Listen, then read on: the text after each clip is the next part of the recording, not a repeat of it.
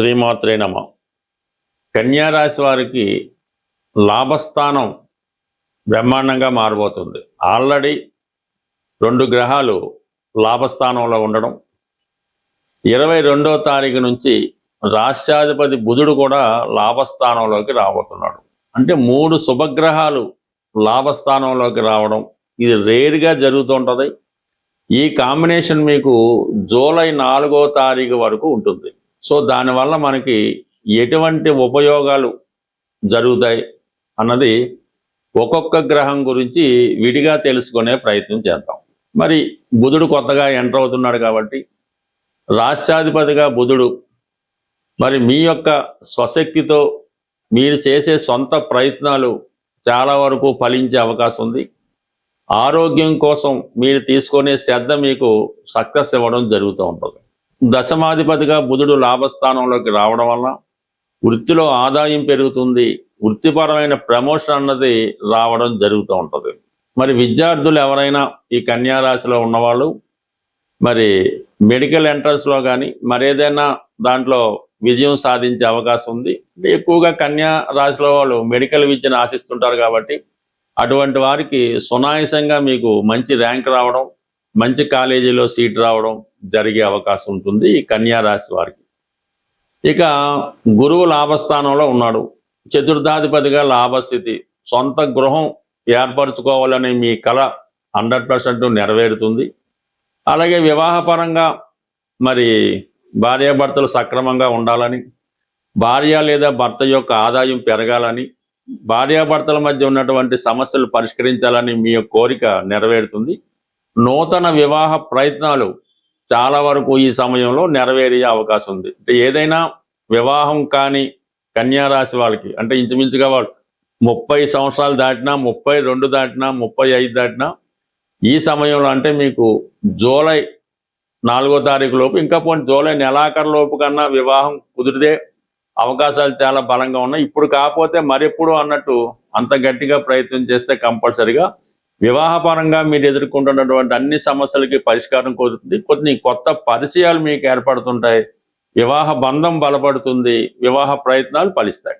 ఇక ప్రధానంగా శుక్రుడు ధన భాగ్యాధిపతిగా, ధనాధిపతి లాభస్థితి, ఆర్థిక పరిస్థితి పెరిగవుతుంది.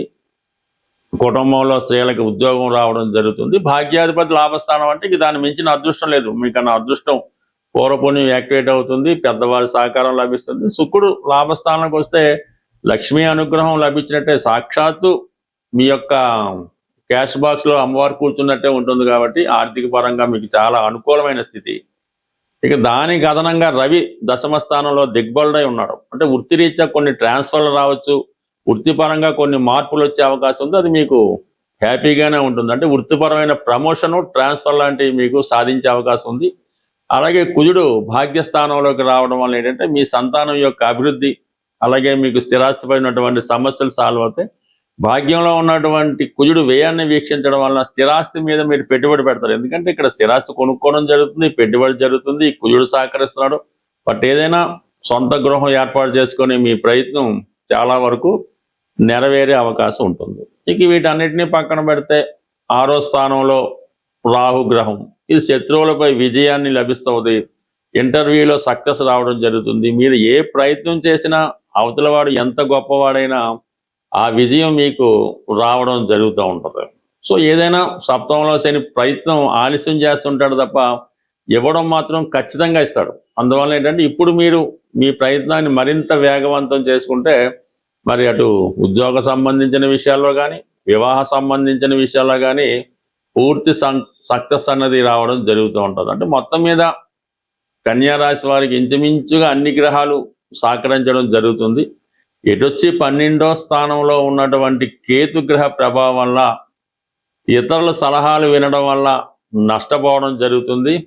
అన్నెసరీ ఇన్వెస్ట్మెంటు, పనికిరాని వ్యక్తుల్ని నమ్మడం, ఏదో ఒక పేరుతో ఈ సాధువులనో ఋషులనో లేదంటే ఈ జ్యోతిష్కులను నమ్మి వాళ్ళు చెప్పింది చేసి ఊరిక మనీ అంతా వేస్ట్ చేసుకోవడం వల్ల కొంత నష్టపోయే అవకాశం ఉంది. కాబట్టి ఈ సమయంలో మీరు అటువంటి ప్రయత్నాలు ఏవి చేయకుండా మీ స్వశక్తితో మీ అదృష్టాన్ని నమ్ముకుంటే 100% జీవితంలో గొప్ప సక్సెస్ అన్నది ఏదో ఒకటి మీకు ఈ సమయంలో రావడం జరుగుతుంది. మరి ప్రస్తుతం గోచార రీత్యా సమస్యలు ఎదుర్కొంటున్నవారు, అంటే ఏదైనా ప్రతి సమస్యకి కూడా శని భగవానుడు ఒక్కడే కారణం అవడం, అలాగే అదృష్టాన్ని ఇవ్వడానికి గురుగ్రహం ఒక్కటే కారణం కాదు. బట్ ఏదైనా గ్రహాల యొక్క అనుగ్రహం పొందాలంటే ముందుగా మనం ఏ గ్రహం యొక్క అనుగ్రహం పొందాలన్నా రవిగ్రహ అనుగ్రహం తప్పనిసరి. అందుకనే ప్రతి ఒక్కరూ జీవితంలో ప్రతిరోజు కూడా ప్రథమంగా ఈ సూర్య నమస్కారం చేసుకోవడం, వీలున్న వాళ్ళు ఆదిత్య హృదయాన్ని పారాయణ చేయడం వల్ల రవి అనుగ్రహిస్తాడు. రవి అనుగ్రహించినప్పుడు అటు ప్రభుత్వం సహకరిస్తుంది, పెద్దవారు సహకరిస్తారు, మెయిన్గా ఆరోగ్యం కూడా అనుకూలించే అవకాశం ఉంటుంది. కాబట్టి ఇందులో స్త్రీ పురుషులన్న భేదం లేదు, ఇద్దరు కూడా సూర్య భగవాను ఆరాధించడం వల్ల మీలో కాన్ఫిడెన్స్ పెరుగుతూ ఉంటుంది. అయితే మనం ఏ పని చేయాలన్నా కూడా శని యొక్క అనుగ్రహం కూడా తప్పనిసరిగా ఉండాలి.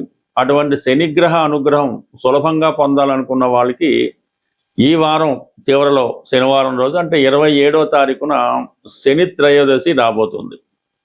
ఆ శని త్రయోదశి నాడు విధి విధానంగా మీరు శివాలయంలో ఉన్నటువంటి నవగ్రహాలైనా, ఇండిపెండెంట్గా ఉన్న నవగ్రహాల్లో అయినా ఆ రోజు విధి విధానంగా శని భగవానునికి అభిషేకం లాంటిది చేయించవలసి ఉంటుంది. అది స్వతంత్రంగా కాకుండా అక్కడ ఉన్నటువంటి పురోహితుల ద్వారా, ఆ గుడి యొక్క పద్ధతి ద్వారా 1 by 1 అంటే ఒకరి తర్వాత ఒకరు ఆరాధించుకోవాల్సి ఉంటుంది.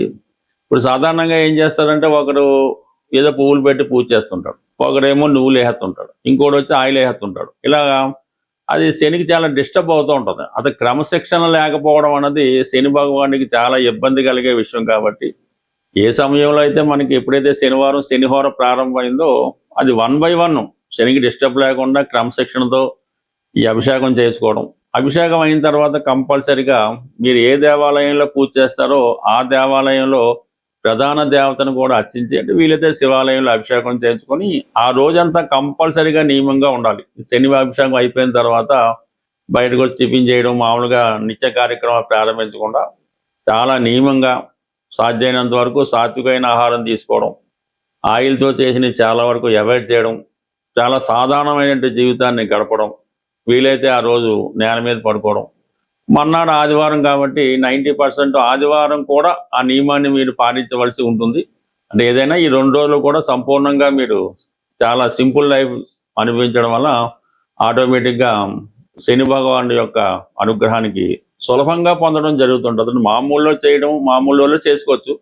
ఈ ప్రత్యేక పర్వదినాల్లో చేసుకున్నప్పుడు ఆ ఫలితం మరింత అధికమైనటువంటి ఫలితాన్ని ఇవ్వడం జరుగుతుంటుంది. కాబట్టి కంపల్సరిగా మరి ఈ వారంలో వచ్చే శని త్రయోదశి, ఆ మన్నాడు వచ్చే ఆదివారం 2 రోజులు చేసుకోవడం వల్ల కంప్లీట్గా మీరు అటు సూర్య భగవానుడి అనుగ్రహం, శని భగవానుడి అనుగ్రహం లభించి మీ జీవితంలో ఉన్నటువంటి చిన్న చిన్న సమస్యలకి చాలా సులభంగా పరిష్కారం లభిస్తుంది.